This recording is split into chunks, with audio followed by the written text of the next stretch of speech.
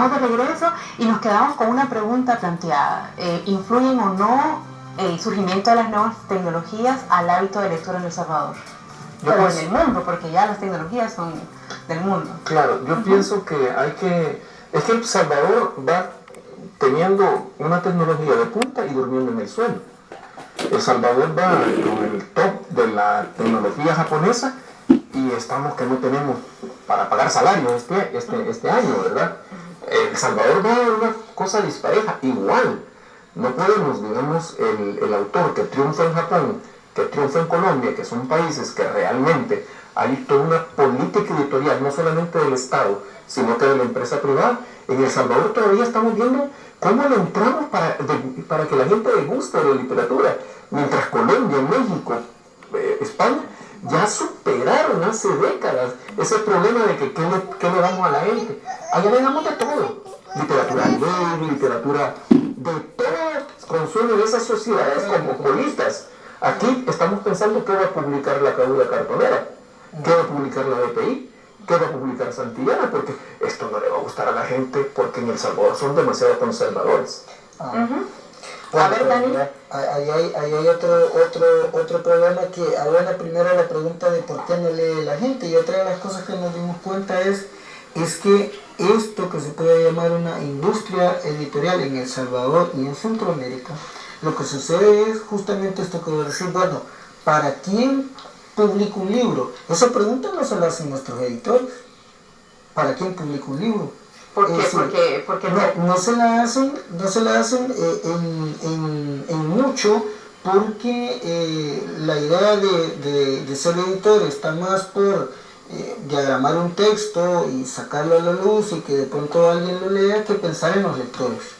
La función de una editorial es pensar en los lectores, ¿no? Y mover tu producto, no te van a morir. Y sobre todo siendo en el carácter de una editorial independiente, porque no producís para una gran masa en donde el mercado son los que mueven otros mercados, sino que es una cuestión directa. Nosotros tenemos, estos son los libros que hacemos. Este, por ejemplo, es un libro de Ricardo Castro Rivas, Palabras de Mujer. Dani, dejarlo un poquito fijo, no, está bien, mostrarlo para que podamos enfocarlo un poco más de cerca y mostrar el trabajo. Este libro es Palabras de Mujer, de Ricardo Castro Rivas. Hacemos una edición de 100 ejemplares máximo.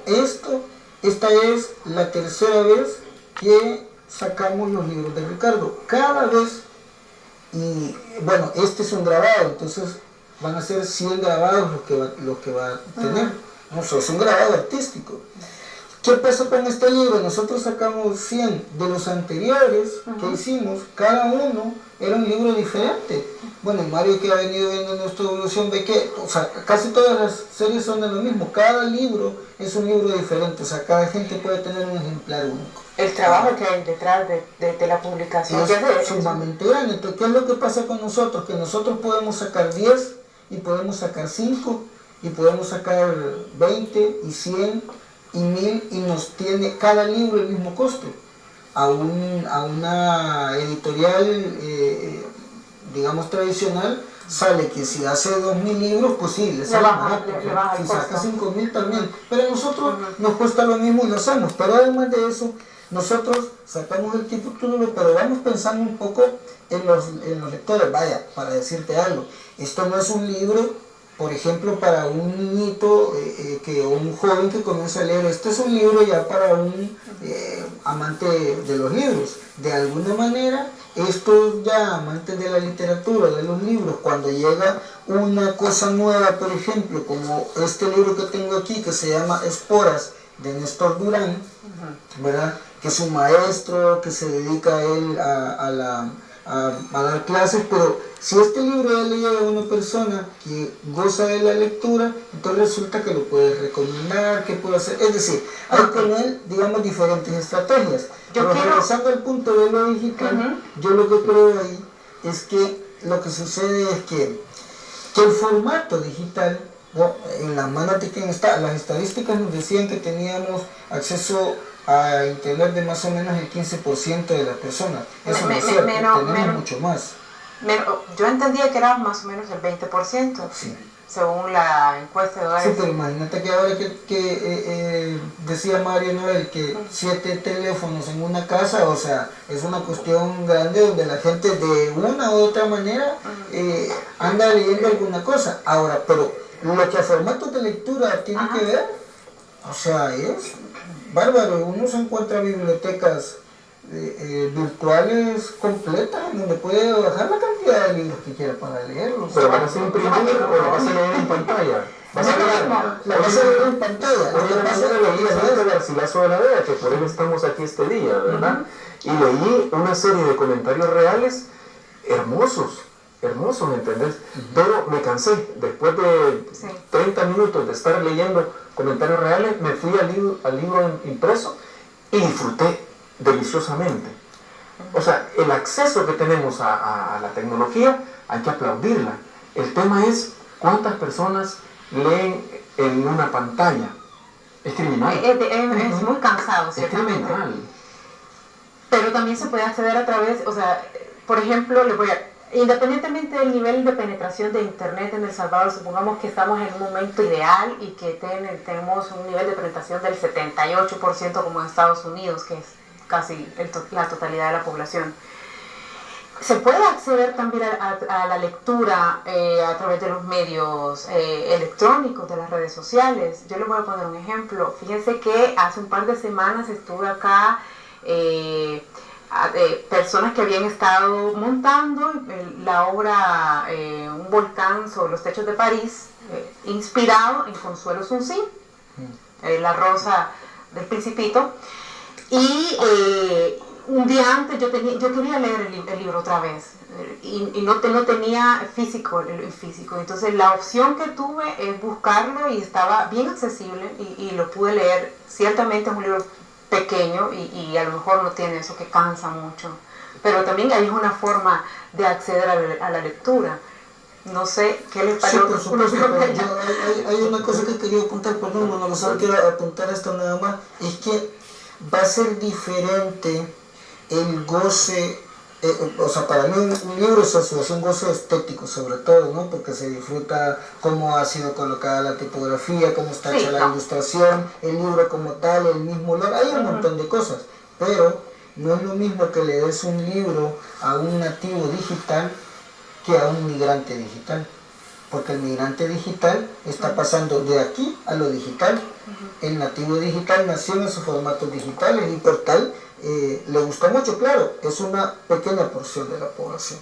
Perdón, Manolo, que ya te... No, yo lo que si la pregunta que hacías sobre los medios, pues yo pienso que el hábito de lectura, indiferente de que si hay o no hay un aparato electrónico, si no lo tenés, no vas a leer. Entonces, en lo personal pienso que debería de comenzar desde la casa, antes de llegar a la escuela. Entonces, si tu papá te enseña a leer, te lleva libros, vas a leer, te va a gustar eso. Si luego tenés la oportunidad de tener un aparato electrónico donde te facilite hacer, como vos decís, buscar cuando no tenés el libro, lo puedes buscar ahí, pues bien. Pero igual lo que dice Mario, en lo personal me cansa estar leyendo en la computadora. Entonces es mucho más rico el libro. Parece usted el lenguaje light de Facebook, que solo dice, ¿qué vas a hacer? ¿Qué estoy comiendo? ¿Qué estás comiendo? No hígados. Ese lenguaje está empobreciendo la literatura. Y eso es lo que lee nuestra... No, es tremendo. Yo soy una gran entusiasta de las redes sociales y por eso digo que leo, pero en el sentido de que uno encuentra cosas interesantísimas ahí también, pero el resto de gente que uno lo acepta como amistad, resulta que está en el baño. Desde el baño uno está inspirado escribiéndole a uno, ¿sabes qué estoy haciendo? No sé, pero es patético escribir un párrafo de 8 renglones que nadie te lo lee, porque se lo lee los primeros 2 o 3. Ustedes tienen Twitter. Sí. ¿Sí? Facebook. Yo sí. Te rehusás tú. Bueno, yo quisiera regresar también al punto del hábito de lectura, ¿dónde surge? tú planteabas, Mario, que hubo una profesora que influyó muchísimo en que tú descubrieras el mundo de las letras, pero tú también planteabas, Manolo, la posibilidad de que se fomente desde la casa, como por ejemplo en una familia en la que no necesariamente ha estado expuesto a la literatura, a la lectura, pero hay un niño que a lo mejor sí tiene como inquietud, no lo tiene a lo mejor en la escuela, lo tiene o no como se debería. ¿Cómo hacer en esos casos? Bueno, en lo personal, ¿verdad? Con respecto a eso, a mí mi papá siempre me regaló libros. Y había una frase que decía mi abuela con respecto a mi papá, que cuando se enojaba porque muchos libros andaba cargando él siempre, entonces le decía que le echaba la culpa a mi abuelo, y le decía que la culpa la tenía mi abuelo, porque en vez de darle la cuma, había rescatado un libro del fuego para mi papá. Entonces, eso es algo que te va a llenar un sentimiento que te va a decir, rescatar del fuego un libro para tu hijo. Entonces, creo que eso me lo transmitió. Y yo así empecé el gusto por la lectura. ¿Y tú tienes hijos? Sí. ¿Estás haciendo ese también, transmitiendo ese está gusto? Pequeñito y sí, le canto y le leo. Pero sí, ahorita está pequeño. Mario. Yo tengo una anécdota Sí. que me encanta compartirla porque la acepté como un reto, ¿verdad? Mi madre, cuando me veía leyendo las novelas de Dostoyevsky o de La Guerra del Fin del Mundo, Crimen de Vargas Llosa, Crimen de Castigue, no, clavado en ese universo que yo no había encontrado en la realidad contradictoria de mi barrio, ¿verdad? Es una realidad demasiado contradictoria y fuerte. ¿Cuántos años tenías tú? Porque leer a este ruso es difícil. Estaba hablando que estaba pasando de tercer año de bachillerato, tuvo la primera promoción académica el año 73, ya a punto de entrar a la universidad. Entonces, el veneno ese del amor a la literatura ya lo tenía inyectado por mi maestra. Entonces, mi mamá se me quedaba viendo a las 6 de la mañana y yo embebido con Dostoyevsky porque me estaba diciendo mi vida, me estaba hablando a mí Dostoyevsky. Me decía, mira hijo, busca oficio. Entonces, yo decía, si este es mi oficio, la literatura, ¿verdad? Entonces, lo tomé como reto. Otra anécdota, nosotros teníamos un profesor de química que de castigo nos mandaba a la biblioteca.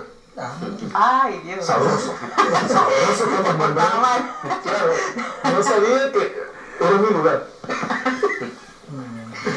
Entonces es como, hay ciertos detonantes en la vida. Mis viejos pues no tenían la educación, entonces yo comencé a hacer la primera biblioteca de la familia. Ahí con una beca en la universidad, los 50 colones que me daban de beca, todo era para libros, ¿verdad? Entonces, ya eso mismo, que mis hijos ven una biblioteca, ya cada uno de mis hijos comienza ya a hacer su propia biblioteca. Usted no compre fotocopias, hijo. Yo voy a hacer el esfuerzo de comprarle su libro. Mi hija mayor, Saramago, loca Saramago. Pues le vamos a comprar Saramago a la niña. Fíjate que en mi experiencia, yo en el bachillerato hago como proyecto social en el bachillerato una biblioteca para el instituto, porque era el Instituto Nacional de la Oculta y bueno, con otros compañeros hicimos el proyecto. El instituto no tenía una biblioteca. Lo que pasaba era que justamente el maestro de literatura, que era Luis Alonso Hernández, era un tipo que enseñaba la literatura como es que no sé, con un gusto, con unas ganas. Yo nunca, y yo creo que los compañeros, aunque a regañadientes algunos leían, pero nunca sintieron que era una obligatoriedad o un castigo, porque es que tenía unas estrategias fabulosas para enseñar la literatura. Entonces, viendo luego lo otro, Nerea, mi hija que tiene 3 años y medio, nació haciendo libros para comenzar. En ese contexto crece. Alma Herrera, que bueno, es mi esposo y fue también con quien iniciamos la editorial, pues su papá era poeta, hija de ¿no? poeta. Y entonces resulta que bueno, ella conocía los libros también desde niña, creció en ese ambiente. Tu hija no tiene escapatoria. Entonces lo que sucede conmigo es horrible esto, mira, desde que tiene 2 años, si pasamos por una librería y ve un libro que le interesa, se mete, lo agarra y hasta que se le compra. De verdad. Porque no te le dice, si compras este libro, si llevas este libro te vamos a regalar un juguete. No, jamás. No hemos hecho eso porque para ella los libros son un juguete, ¿no? O sea, Manolo, ¿no? Que llega a nuestra casa, porque bueno, somos amigos desde hace mucho tiempo. O sea, a Nerea hay que leerle 3, 5 y 10 cuentos y no se duerme. Y después de que se los lees, te los comienza a leer ella vos. Ah, pues qué bonito. Fíjate que yo quiero contar también un poquito lo que me ha pasado con mi hijo, tiene 3 años y medio también. Y yo la transición la hice al revés. En realidad, él es loco, camiones, truck, y desde que nació tiene una fijación con los camiones, los trucks, los carros, todos los medios de transporte, especialmente los camiones. Entonces, obsesivo, y yo creo que ya, cada uno de ellos tiene un nombre, ¿verdad? Entonces, ya los tenía todos. Luego, cómo dejábamos también como para pasar de la fascinación que tenía con los tractores a algo más. Y entonces hicimos eso, yo lo llevé a una librería y para mi sorpresa yo pensé que ya porque tiene 3 años y medio iba a ser un poco renuente, pero entró y yo vi cómo se transformó mi hijo y se sentó en el suelo y empezó a agarrar uno y lo que le llamaba la atención, ¿verdad? Y luego me compras me compras otro. Ahora ya tiene un poquito el hábito de pedir, ¿verdad? Ya no solamente el truck. Vamos a pausa y regresamos con este interesante tema.